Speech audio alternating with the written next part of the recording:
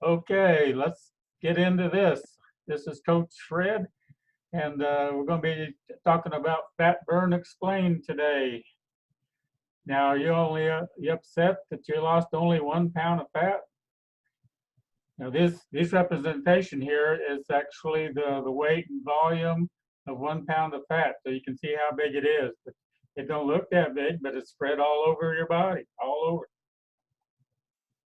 Now, the following PowerPoint may contain the personal testimonies of some Optavia health coaches or clients, and every person is unique. We cannot guarantee like or similar outcomes.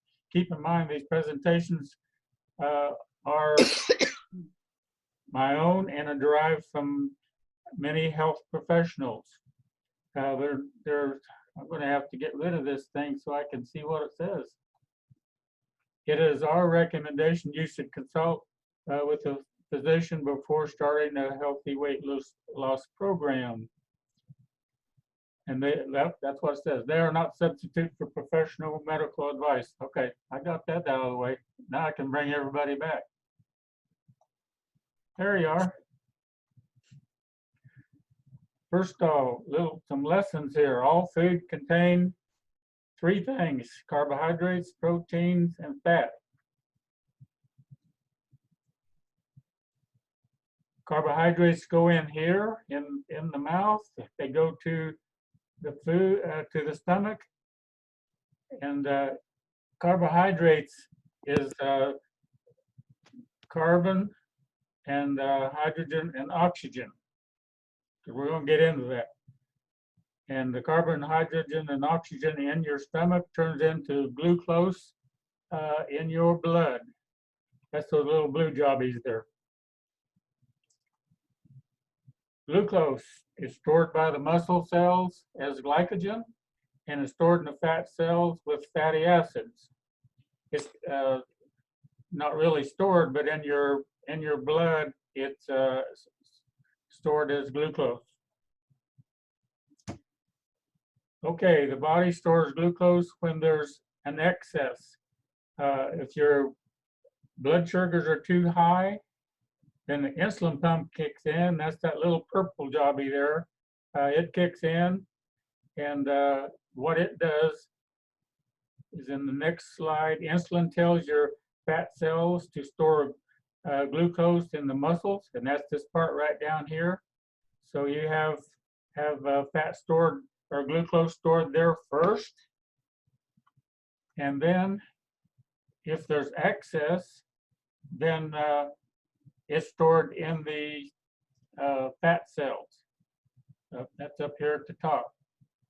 Muscles are full, and but now the insulin has the glucose level reduced in the blood. It stores it in the fat when there's extra. Fat storage facility. If you're maxed out on glucose and you're maxed out on glycogen, then it's stored as fat, particularly as visceral and adiposity in and around the organs. Now this time I looked this up on Google and had to pronounce it for me, so I was pretty close. Adiposity. Okay, sources of fuel in the body, glucose. And it stores also in the liver and the muscle. 500 grams, that weighs 4.4 pounds. That's glycogen before it's stored. And then anything beyond that is fat. And you also have protein, that's your muscle. Now, if there's no insulin in your blood, then the fat cells release fatty acids and glucose. That glucose, that little blue jobby down there, and the fatty acid, this little stringy thing there. All right, so the fat burning machine, you fill your body properly and let the liver work the way it's supposed to, then you can lose a tremendous amount of weight. You might have seen my post this week. I have this girl on here. I was waiting on I do a before and after picture inspiration, hope and inspiration pictures, and I've been doing that for 10 years. And I waited till I had a really good one to post number 800 that I've posted. And this gal here on the right lost 100 pounds in 6 months. Wow. Can be That is done. incredible. You follow the program exactly, and your body's like that. Now, like we said at the beginning, not everybody's like this. You can't do that. But she hasn't lost any muscle because our food is designed so that it protects the muscle. There's enough. It's high protein, and that keeps your muscles from being used up when you're losing weight. That's pretty awesome. So when you reap the benefits, what happens is the glucose levels are low, the glycogen levels are low, the fat levels are low, and the protein is protected. How cool is that? Awesome. Now, the other thing here, where does it go? Another one of my favorite subjects, because everybody always wants to know, when you lose weight, where does it go? So we're going to explain that now. And we're going to get into a little chemistry, but I'll keep it simple as possible. We have carbon molecules, we have hydrogen molecules, we have oxygen molecules, and when you put them together in 55 molecules of carbon, 104 molecules of hydrogen, and 6 of oxygen, you have a fat cell. And that fat cell looks like this in your body, similar to that. So the important thing here, and this, we get it lined up like they do in chemistry classes. C54H1O4, O6 is fat. And there it is. There's that little fat cell. Now, if you add oxygen to it, and I don't mean just by ordinary breathing, but actually getting out and doing some steps until you start breathing sort of heavy, not real heavy. You still want to be able to hold on a conversation.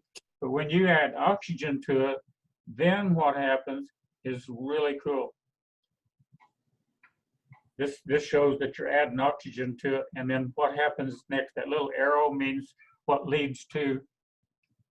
And what it leads to is carbon dioxide, and water. So you add oxygen to a fat cell, then you'll get carbon dioxide and water in this amount. If you have 10 pounds of fat, you add 21 pounds of oxygen to it by good exercise. Not really heavy exercise, but enough that you're breathing in. And when you're doing that, then your body will start processing the fat. Now, first of all, it's going to get rid of the glucose that you have in your blood, and it's going to get rid of the glycogen that you have in your liver and muscles. And then when this happens, then you get 8.4 pounds of carbon dioxide breathed out. In other words, you lose most of your weight by breathing out carbon dioxide. And you get 1.6 pounds of water loss. That's through the body, through urination. Or sweat. So that kind of explains what happens. That's what happens. That's why when you first get started on the program, you don't have a lot of water weight because it's doing this little process here, and you're going to lose a lot of water. And then your body starts using the water more efficiently too. Here's a gal and what she did in 42 days. Here's a video by a guy I ran across 4 or 5 years ago. And it's really interesting because he's going to talk about how much he lost his first week. And he's so new, he can't even pronounce Optavia right. We run into people like that, don't we? Yeah.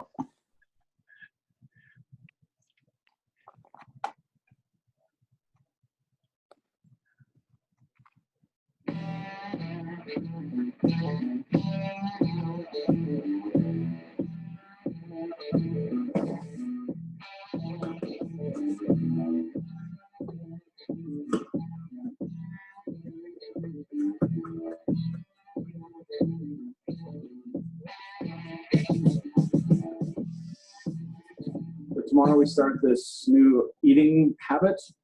So these are fuelings. I'm going to see how I feel on these fuelings after a few days. So January 4th, 2018, I will begin first thing in the morning, and I'm going to see what it's like on Optivia for 30 days. I'm going to take measurements today, weigh myself in the morning, see how I feel, take some pictures. So hopefully we'll have a good before and after picture.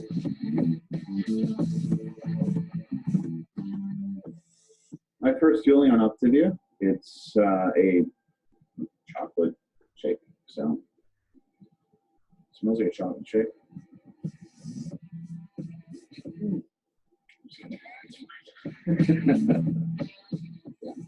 Delicious. Let's see if this is going to hold me over for 2 hours, which no problem. It's been about an hour since I had my first fueling of the day. I feel fine. Not a big deal. I have the creamy chocolate shake. I have another hour until I'm going to have my lunch, my second fueling, which is going to be my lean and green for the day.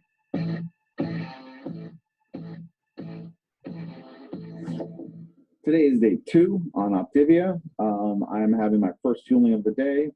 This is a dark chocolate cherry. So far, the food has been pretty good.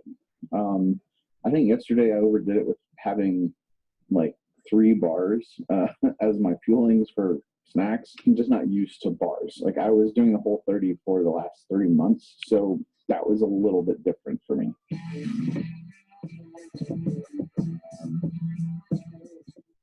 Hey there, it's day 4, and wow, this is an incredible story so far. I'm super pumped about it. So to recap where I started, so in October, I started Whole30, and I went up until Christmas, and then I kind of stopped at Christmas, and I tried to pick it back up, but it was definitely not on plan. And by New Year's Eve, it was just like anything goes. A buddy of mine messaged me on Facebook, and he's like, listen, I know we met about Optivia, and I just want to talk to you about it because it's the season of life that you're getting ready to go into, my work schedule being all messed up. He said, that's always a hard time for you, and you always get so frustrated, and you gain weight, and all that, and all those things were true. And I just love the fact that he felt brave enough to say those things because it was so necessary to hear. Because I was frustrated, and I felt so, I was just so sick of being sick and tired.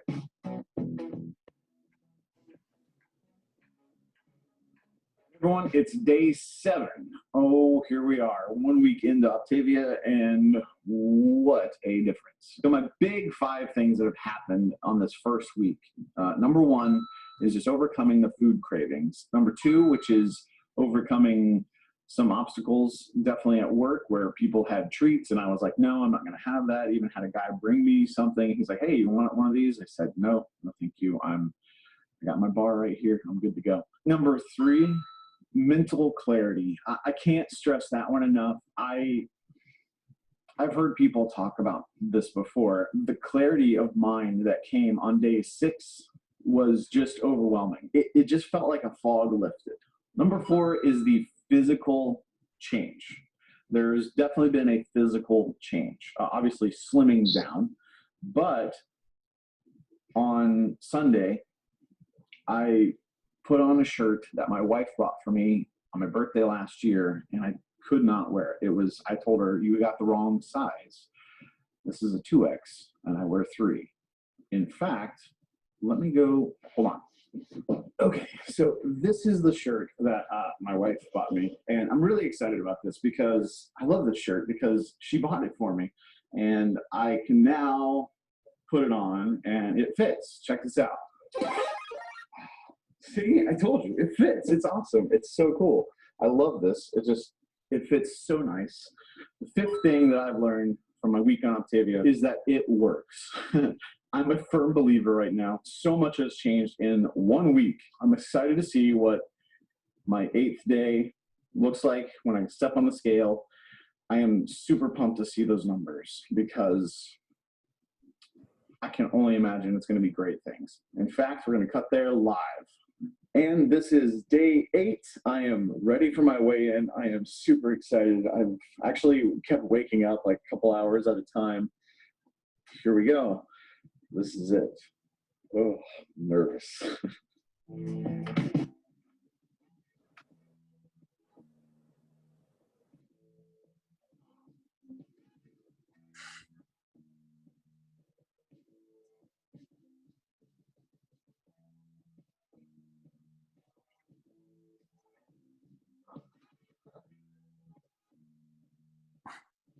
What? That is a massive loss.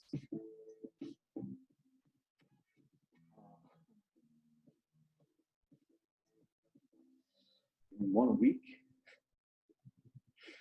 Oh my gosh. Okay, so here we are. I just weighed in. I can't believe it. Started last Thursday, January 4th. Today is January 11th. It's been 1 week. This is the start of week 2 for me. And I am down 22 pounds. I can't believe that. Like, that's insane.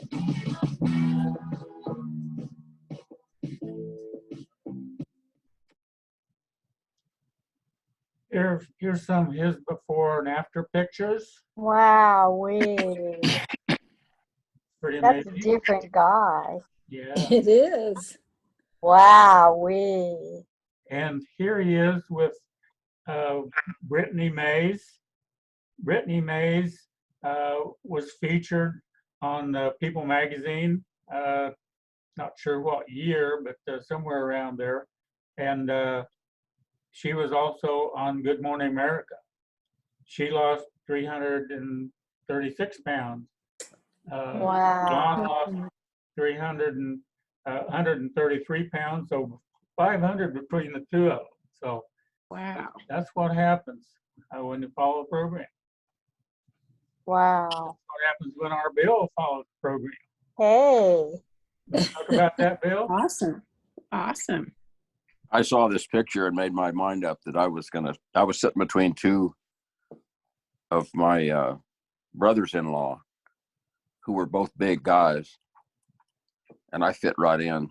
I mean, we all three had big bellies, and I thought, okay, that's it.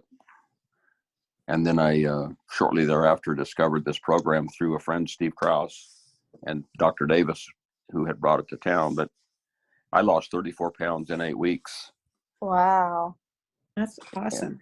And have pretty much kept it off. I've gone back and forth as much as 10 pounds more than I want to weigh, and I've never gone below where I wanted.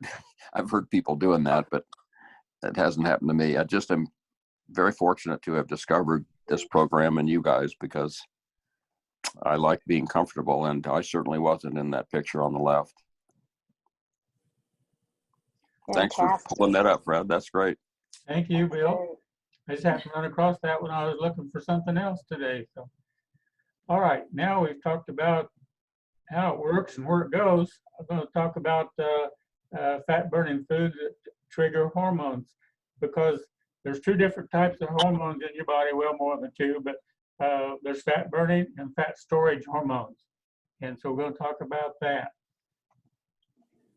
First of all, when you eat protein, the size or the amount that you want to eat is 5 to 7 ounces, good quality ounces. We talked about that last week, what the different ones are, lean and green, but up 5 to 7 ounces of protein. That kicks in your fat burning hormone. But if you have too much, like you have 18 ounce T-bone, that's too much. That kicks in your fat storing hormone. So you're going to go from fat burning to fat storing just by having too much protein. Now, next one is fat. Fat is neutral as far as fat burning is concerned, but too much fat of the wrong kind, and we're talking about we're not talking about the good fats. We're talking about the bad fats, the butters and things like that. And what happens then is it causes your liver to produce fat burning hormones. Okay, the next one is your carbs. This is the best one as far as the fat burning hormones is concerned. So the total absence of carbs, you can have fiber in there, but the total absence of carbs kicks in your fat burning hormones, and you will lose weight. But if you have too much, even a tiny bit, and I've mentioned this before, a tiny bit of carbs can cause your weight loss to stop for up to 72 hours. And the tiny is divided into 3 different things, maybe 4 different things. The first is the hidden. That's in juices and flavored yogurt and stuff like that. There's carbs in there that maybe you don't know about. So always want to read the label. A tiny bit of carbs, even coated on a protein. Now this is something that's strange. If you have protein, it's good for you. But if you have protein coated with carbs, it'll increase your fat burn or your fat storing hormones by a considerable amount. It's 200 to 300%. So that's more than what you would actually have if you just had the protein and the carbs separately. But if you put them together as a coated something, it really gets the fat storing hormones in action. Over 200%. Okay, I was close. And Fred, what would be an example of a coated protein? Oh, well, like Chinese, Chinese foods, for example, they have coated foods. The one MSG, my King Kong Poo or whatever it is, I don't know. But Chicken foot. or a chicken fry. The protein wouldn't be bad for you, but you make a chicken fry out of it, and fat burn hormones kick in by 200%. Now another one is MSG, which is a flavor enhancer, and it's used in a lot of Chinese food. It's used a lot of processed foods. You need to read the label because it kicks in by a lot, up to 300%. And another one is sleep and exercise. Too much exercise, the intensity of the exercise also make a difference. When you do too much exercise, it stresses your body, and it kicks in your cortisol, and that makes your body. It thinks something's going wrong, and I better start conserving this energy for later. I might need it, so I start storing things as fat. And high intensity, you've got low recovery. Too much, it takes a long. You don't recover very much from that. And I have a picture here that'll explain that in a minute. Stress hormone, cortisone. The one evolution designed to kick in when you're being chased by a tiger, saber-toothed tiger, better kick that in there. As it turns out, rejected for your looks, increased appetite, reduces the will to exercise, and improves the taste of food. So that's kind of what that does. So that's why you talk about comfort food. Comfort food does that thing. It improves the taste of food. That's why it's comfort food. Now, I'm looking for, I was trying to find this when I come across Bill's picture today, because I've got this written down where it's easier to see, and I'll post it on the Habits of Health Lifestyle Hutchinson Facebook page so you can read it. This is where I got that information from. It's kind of hard to read, especially if you're looking at a phone. Now, this is what I was talking about, the exercise. It's the exercise over here. And I know it's hard to read, but it's the best I've ever been able to find of what it says. All right, what it says right here, this first, you got a little tiny loop. Well, there is no benefit from that. You're not going to lose any weight from too little exercise, because it doesn't take the body very long to recover from that, and nothing happens. The bottom one down here, too much exercise, and there's no recovery, there's no benefit, and it adds stress to your body, so there's no recovery there. You don't have time to recover. The optimal amount is what Bill and I will talk to you about, not no more than 45 minutes, 3 times a week. You want to exercise so that you're not breathing heavy, you're able to hold on to a conversation. That's the optimal amount as far as weight loss is concerned, and also the optimal recovery at fat burn. That's the best one. That's why we say don't overdo the exercise. But I always have people say, I can lose weight just by exercising. Well, maybe you can, but not for a long period of time. Number one constant, calories in versus calories out.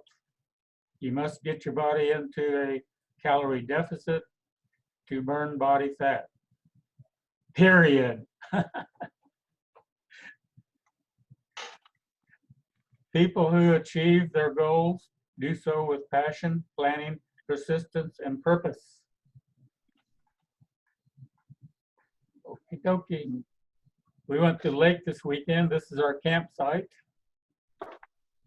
Got the awning out and the flags are out. The little spinning balloon is out. You didn't think I was kidding about spinning balloon, did you? I sold tons of those. I really did. Back when I had my business, I had team collars, for example, and we sold a ton of KU collars and K-State collars, and Kansas City Chiefs and Broncos. I can't imagine that, but it happened.